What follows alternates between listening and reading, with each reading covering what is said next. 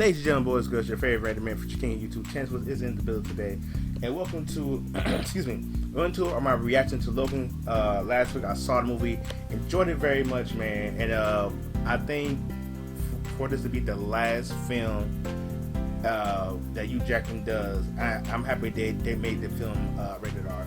But let's get right into it, guys, because right now, again, like I said, the movie's been out for a week, and it was really a good X-Men movie, the finest one in a long time. Before I show this off, I want to show off this little figure I got here. X-Men Onslaught. I've been really looking for this action figure for a long time. I don't know why I decided to talk about it now, but it's been one of what I've been trying to find for a long time. I actually went on sit right there. I actually went to Amazon, bought it.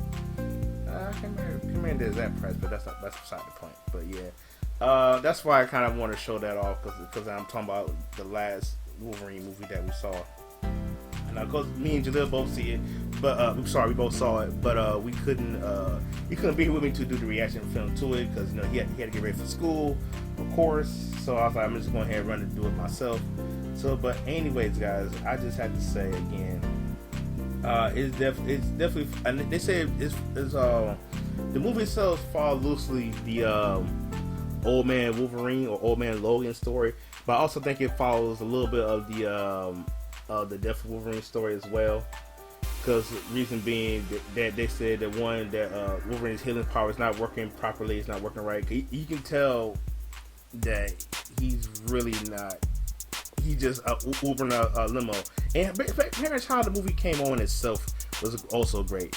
Like he had found out some thugs and he tried to get the claws out, and he had to, like, one of the claws was stuck, wouldn't come out, and it was really funny.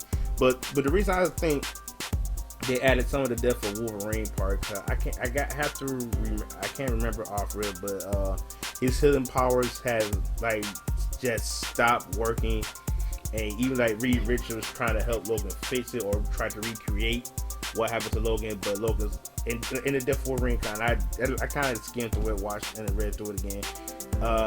He pretty much was okay with his mortality, and that's why I kind of felt like with Logan. I think he was okay with his mortality, but at the same time, he's still willing to put the fight. Because I remember what Caliban said. I want to say it was Caliban. I think he's pretty much looking for a way to die. And with Logan, with the Old Man Logan story, because basically, he just gave up being a hero. He just stopped. He just wanted to live his movie is barely. There's really better enemies to love, except for Logan, Caliban, and Xavier. And even with Xavier, I believe Xavier had dementia. It's wow. It's like these characters, you really kind of feel for these characters really been through. But I love the introduction of S-23 in this movie as well. But that's Laura. I love the Laura who played her. She was so good. The story itself was well good. It was telling. And I really didn't have no gripes with this movie. I really didn't, because this is usually when you watch a comic book movie, and it's all about the bad guys trying to destroy the world, or trying to take over the world, or trying to start a certain city, whatnot. Big bang. So don't get me wrong, there's nothing wrong with that, but it was just about the character himself and sending off Logan and Hugh Jackman. Send them off in the right way. But I kind of ate earlier. But it's I really love this movie, and the fight scenes. Oh my god, the fight scenes was just phenomenal. Especially with the one with Logan. It says with Logan and S-23. Those fight scenes was just freaking amazing. I enjoyed it so much. But one of the things that was killing Logan, and in the story, in the Old Man Logan, the one thing that was causing his healing factor not to work, because in the comic, he felt guilt for pretty much killing the X-Men. I'm gonna get into that in a minute. The reason his power wasn't working because he felt guilt, and so that's why I guess because usually powers like in the X-Men universe, their powers are kind of linked to their emotions, and so that's why Logan's powers, his healing ability wasn't working. But in the movie, the antimanium that was bonded with his skeleton, it was poisoning him. And that's how Logan was kind of losing his powers. Cause I believe it's like in the Death of Wolverine, I think something like the universe or some I guess I don't know. I gotta read it again because it's been a minute since I read the comic.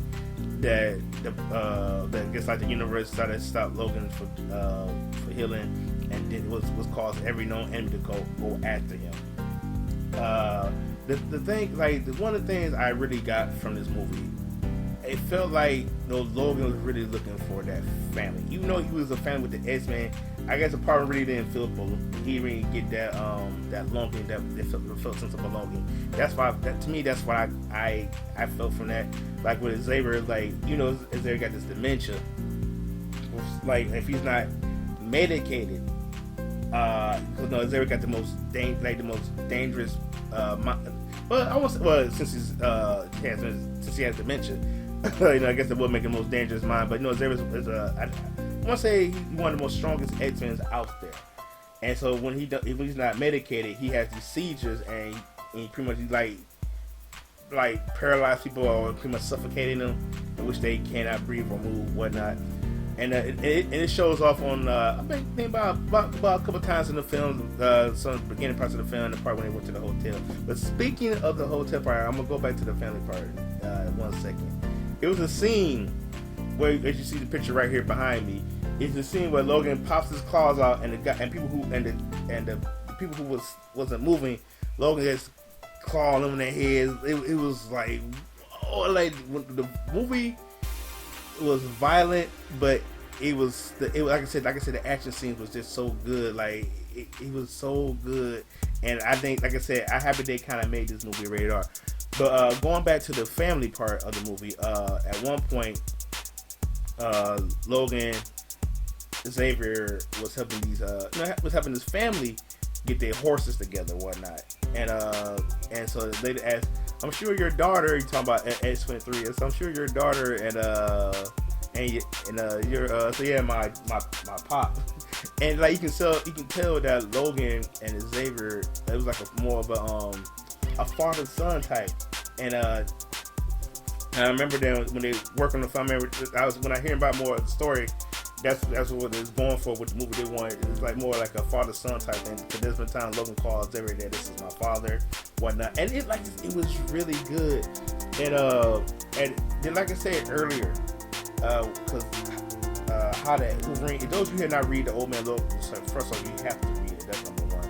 Number two, what happened is most of all the Marvel villains was trying to kill all the superheroes in the world.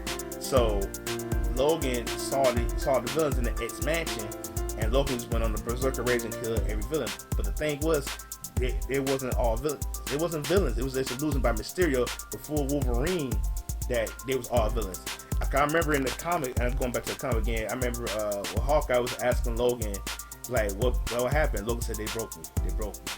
And the thing is, in part of the film, Xavier was he didn't go into much details, but Xavier telling him like he remembers what he has done, and he starts what he's done, and then he got killed by Wolverine. But it's not actually Wolverine. It's X-24. More about that a little bit later. And the reason that, like I said in the comic book, they Logan killed the X-Men because of Mysterio tricked him, and I think because Xavier had his dementia, he killed most of the X-Men. Now with X-24, it's a clone version of Wolverine, and dog, he's like a little bit younger, but with X-24, he's more of a berserker, and literally he just went ape. He just killed anybody, and like I love the fact you did double duty on that movie. That was again a phenomenal movie. But it's like all in all, like a lot of cameos. They showed like the comic books, the dog hat, the samurai sword. It was a lot. It was like I said, the movie definitely gets a 10 in my book. The movie definitely like I said, I really didn't have no issues with this movie. The thing is, look, I remember I was watching when I was doing my homework with the film, or with the movie actually, and I was looking at what people think about what is making a good rated R movie, is rather the best way to go with certain comic book movies, or keep it PG-13. I want to do a podcast about that, and just see where it goes. Because a lot of times, even though Wolverine, Deadpool pretty much knocked the door open with the rated R, people forget that there was more rated R comic movies out there, but people forget. I think, to me, Blade was a good. I'm not just saying because the character's black. I'm just saying because if they made Blade PG-13, Blade wouldn't be good as it is now. I don't think Blade would get much love, but I will talk more about that in my podcast about it. But anyways, ladies and gentlemen, boys and girls, before I sign off with this video, I just have to say, Deadpool he had an appearance in the movie. But the thing was, his appearance was he had a short mini movie. It was hilarious. It was good. They played a Superman theme song in the background with this guy's getting mugged, and Deadpool played the phone booth. And then by the time he had his costume, the guy was shot. He's like, "What? How?" Like, he just sit there laying on the dude, eating this little ice cream or not. He said, "Man, you was Wolverine. You could have walked away from this." As a matter of fact, what's the phone booth doing in New York anyway? I thought those was all gone. But anyways, guys, like I said, the movie is great. Go out and watch it yourself if you haven't watched it already. And this is your favorite Random Man. And before I go, help me reach to 1,000 subscribers on my YouTube channel, T-Bone Soul 21. My road to 1K subscriber is, I'm still working on him, I'm still campaigning. I might do a small video on YouTube what I want to do. But anyways, guys, you help me reach to 1,000 subscribers. I dress like CeeLo Green from the Grammys. Yes, this is gonna be funny. But thank you guys so much. I love you. Deuces, and y'all have a nice night.